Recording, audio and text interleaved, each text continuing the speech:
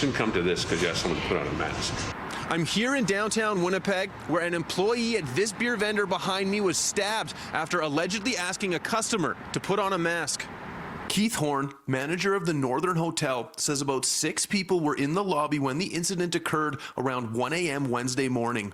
A woman entered the beer vendor without a mask, and one of Horn's staff members asked her to put a mask on. The woman and employee went back and forth over the issue for a few minutes. Ultimately, the woman was told she would have to leave if she refused to mask up. I mean, you hear people all the time that tell you, don't tell me what to do. We got to put on a mask to be in here. Don't tell me what to do. Horn says at this point, a man in line told the employee he shouldn't speak to a woman that way and became verbally aggressive. Horn says because of their behavior, the staff member wouldn't serve the man or woman and they left.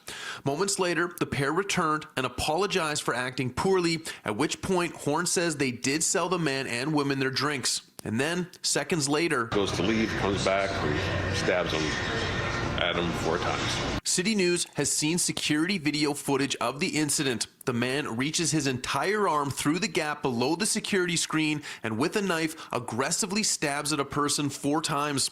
Horn called 911. The employee suffered multiple stab wounds to the chest and was taken to hospital. I think it's a bit of a stretch to say that this is an anti-mask driven act of violence. Constable Rob Carver says an investigation is currently underway. However, at this time, he would not attribute this stabbing to any anti-mask or anti-vax sentiments.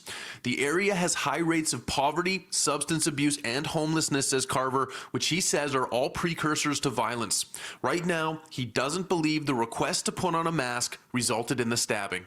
I don't think you can draw the direct line between that statement and the act of violence. Carver says Winnipeg police have not seen much of an increase in calls relating to public health measures. Generally, it's about 1 extra call a week. Hope to catch that guy that did that.